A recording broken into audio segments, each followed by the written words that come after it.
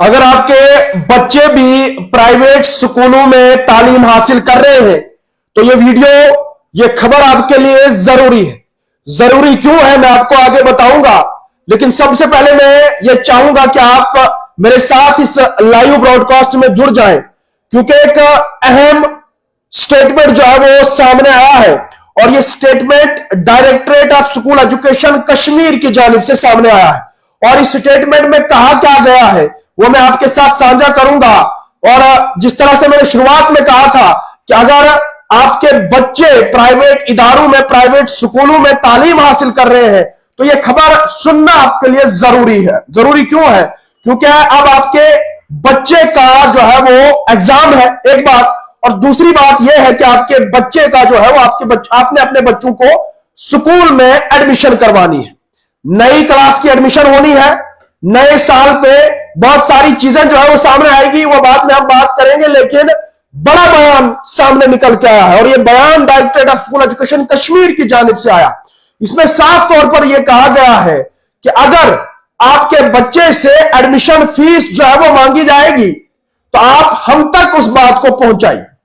साफ तौर पर आप ये समझिए कि जब आपके बच्चे की एडमिशन होगी और एडमिशन के दौरान प्राइवेट स्कूल आपसे एडमिशन फीस मांगेगा तो उस वक्त आप उस बात को हम तक पहुंचाइएगा और पहुंचाने के बाद हम उस स्कूल के खिलाफ जो है वो कड़ी से कड़ी कार्रवाई करेंगे, पहली बात। और दूसरी बात, लगभग कल दिन बीच में है और परसों से आपके बच्चे का एग्जाम है।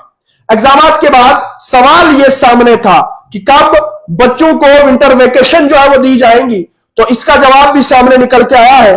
बच्चे का पेपर खत्म होगा, आपके बच्चों के जो पेपर है वो खत्म होने के बाद जो विंटर वेकेशन है उसका फैसला जो है वो लिया जाएगा।